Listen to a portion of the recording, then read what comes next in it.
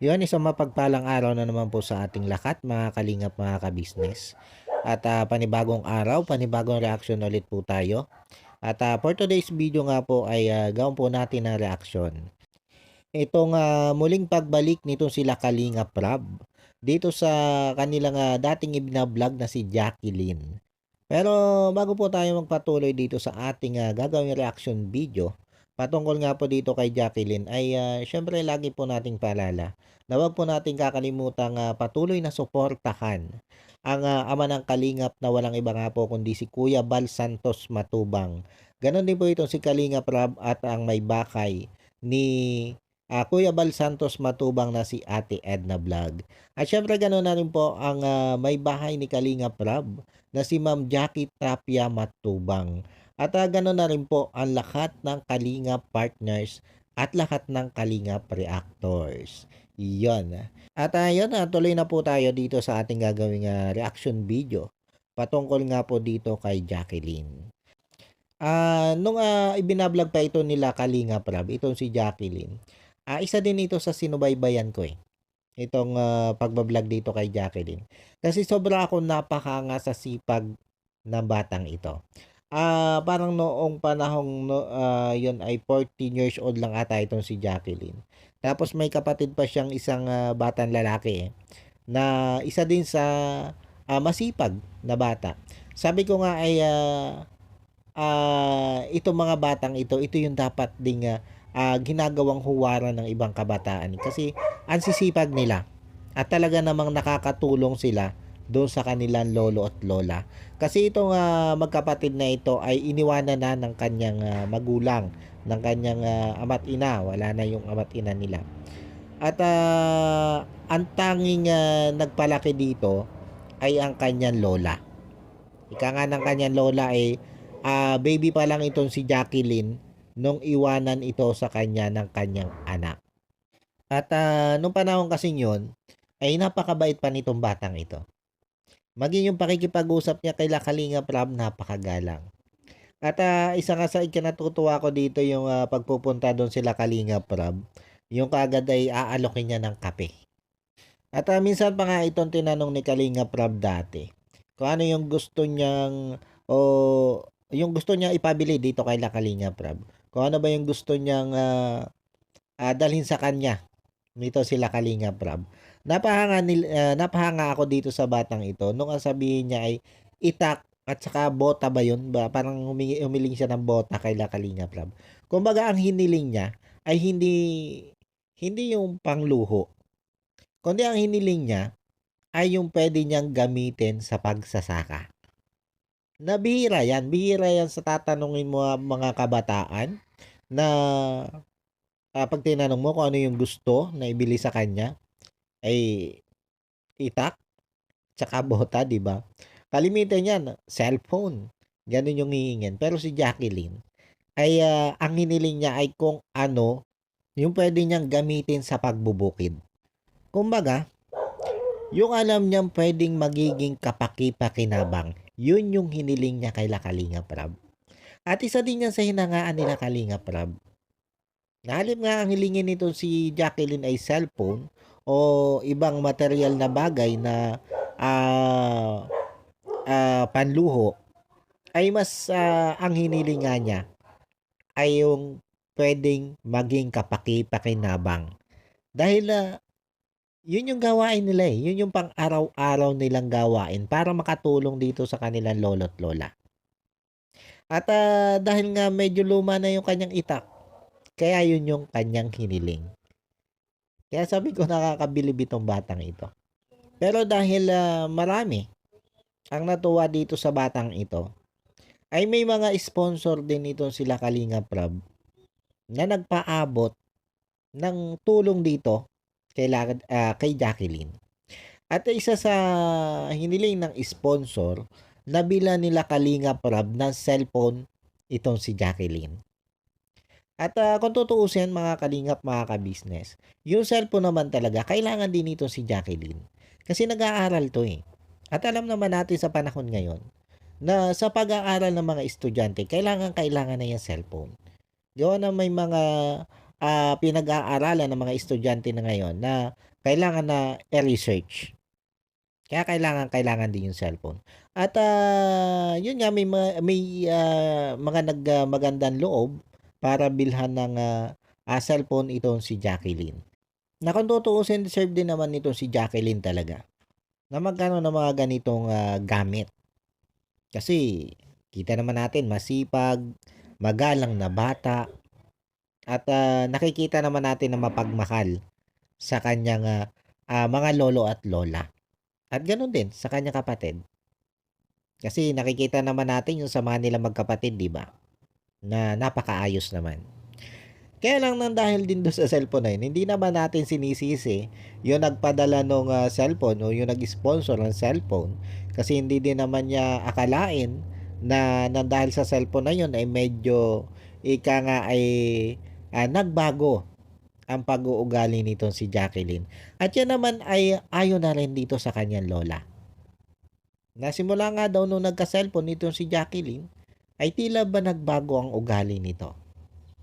At yung nakilala nating mabait na bata ay parang nag-transform para sa isang bata na pasaway. Naging matigas ang ulo nitong si Jacqueline. At may kwento pa nga yung kanyang lola na parang itinago yata niya yung cellphone or pinagbawalan niya itong si Jacqueline na mag-cellphone na tila naghormentado itong si Jacqueline. At parang binantaan yata na tatagain yung kanyang lola.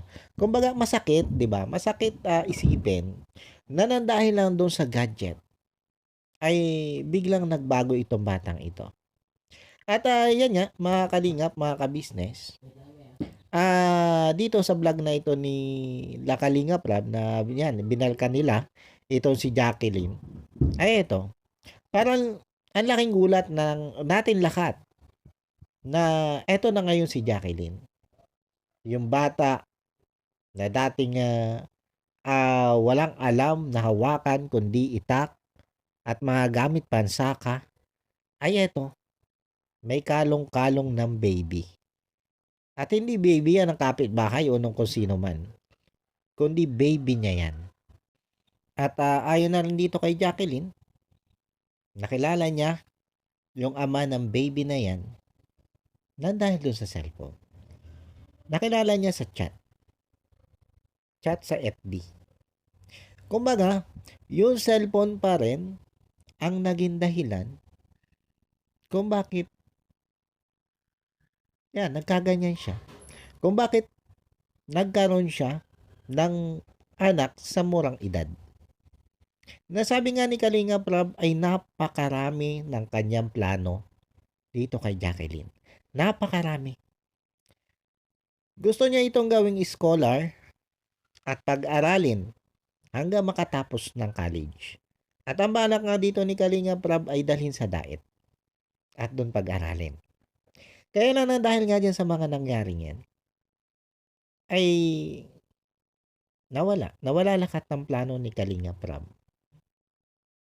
At ito nga, buti nga, binalkan pa nila Kalinga Prab ito. Sabi naman ni Kalinga Prab, ay bahagi ito nung One Kalingap, One Family. Na kahit nagkaganito nga yung kanilang beneficiary, ay handa pa rin naman nilang tulungan once na nakikita nila na kinakailangan nito ng tulong. Kaya nga eto, muli nilang binalikan itong si Jacqueline.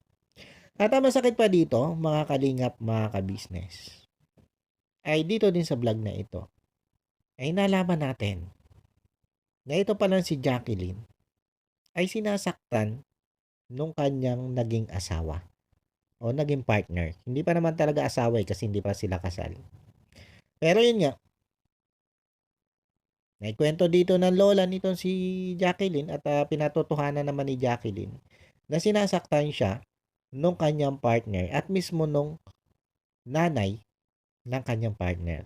Kasi ayon dito kay lola ay hindi tanggap itong si Jacqueline na maging manugang nung nanay nga nung lalaki.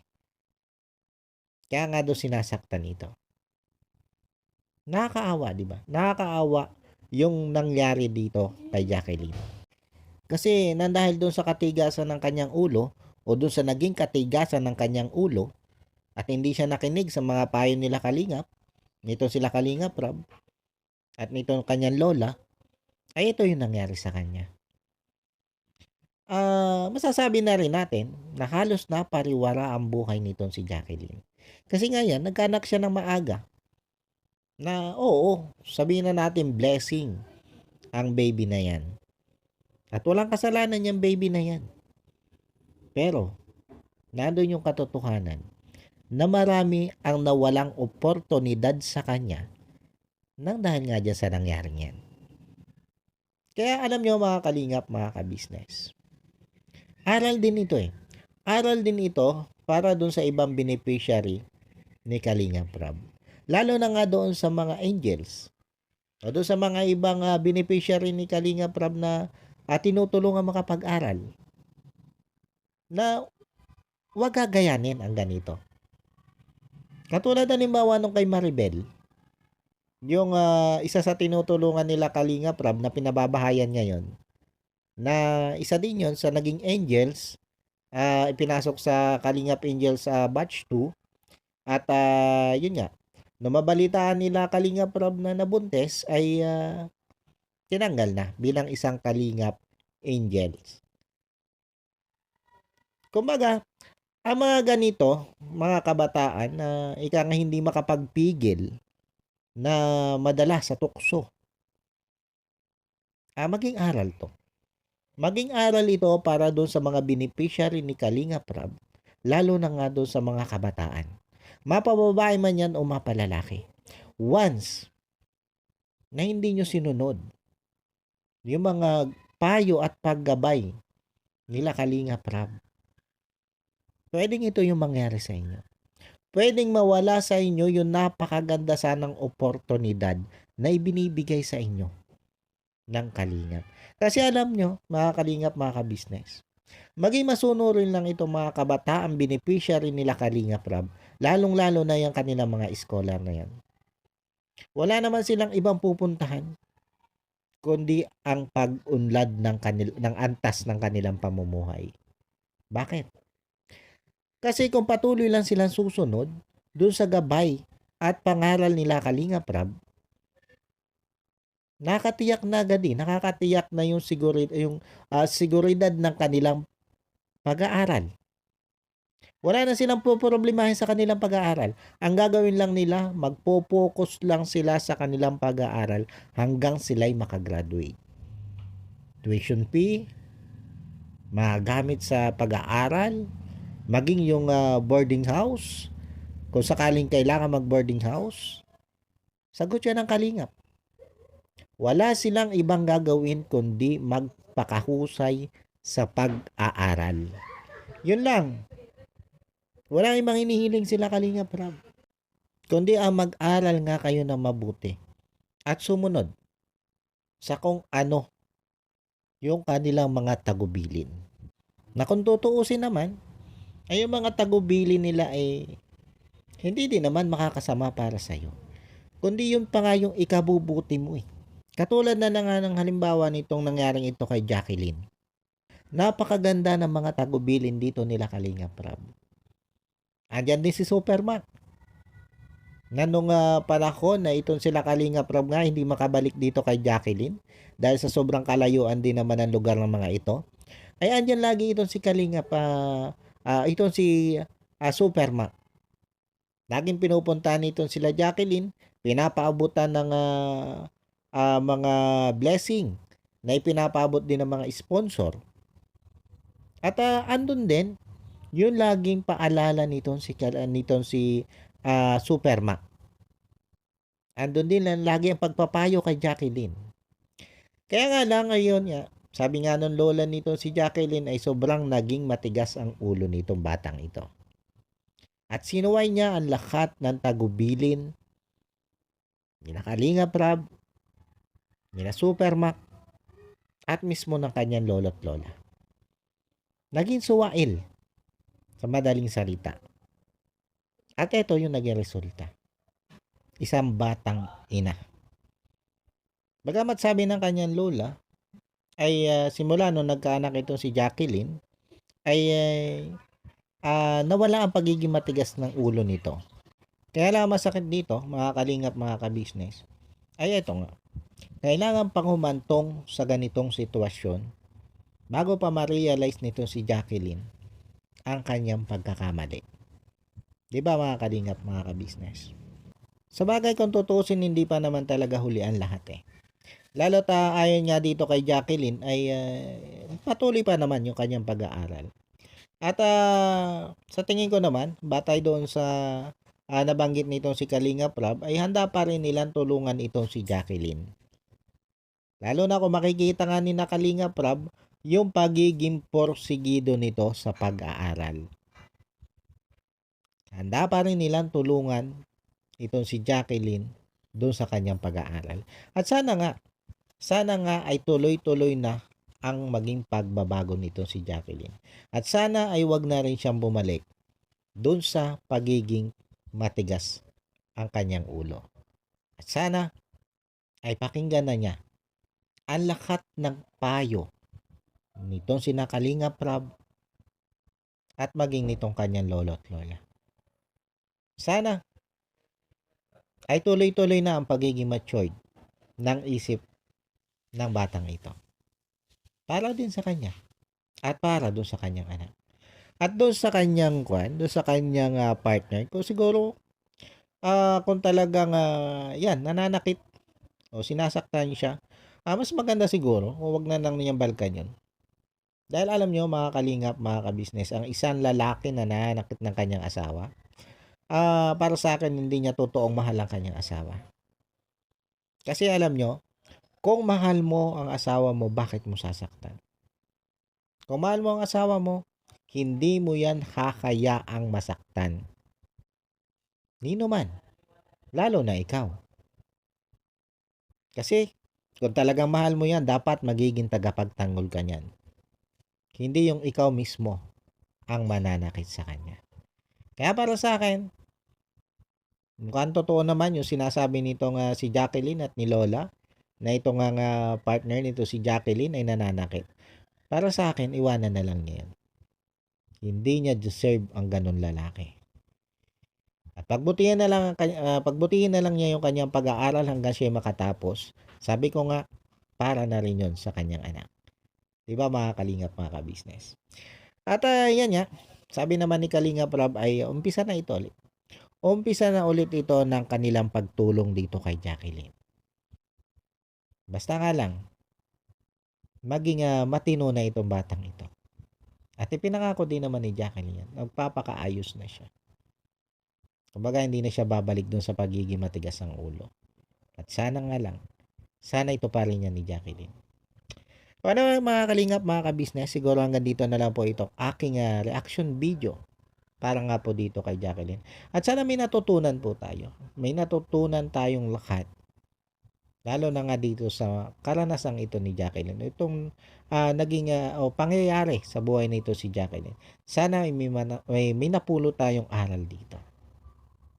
Di ba mga kalingap, mga ka-business? Lalo na nga doon sa mga kabataan na tinutulungan, hindi lang ni Kalingap Rob, o hindi lang ng Kalingap, kundi sa lahat ng mga kabataan tinutulungan o may tumutulong sa kanilang katulad nitong sila Kalingap Rob. Sana maging aral sa kanila ang nangyaring ito kay Jacqueline. At ganoon din sa nangyari kay Maribel. Halos hindi nagkakalayo ang nangyaring ito kay Jacqueline at kay Maribel. Yo, paano po mga kalingap, mga ka-business, hanggang dito na lang muna po. At sana po ay nagustuhan nyo itong aking reaction video na ito. At yun, bago po tayo tuluyang magtapos, syempre, ang lagi ko po paalala na wag lang po nating kakalimutan patuloy na suportahan ang ama ng kalingap na walang iba nga po kundi itong si Kuya Bal Santos Matubang. At ganoon din po itong si Kalingap Rob at maging po si Ate Edna Vlog, ang may bahay ni Kuya Bal Santos Matubang. At syempre, ang gano'n na rin po yung may bahay ni Kalingap Rob na si Ma'am Jackie Tapia Matubang. At syempre, lahat ng Kalingap partners at lahat ng Kalingap reactors, pasuportahan naman po. At gano'n din po ang inyong lingkod, Anime Reactors TV. patuloy nyo lang po akong suportahan. At maraming salamat po doon sa mga patuloy na pong sumusuporta sa akin at hindi ako iniiwan. Maraming salamat po sa inyo mga kalingap, mga kabisnes.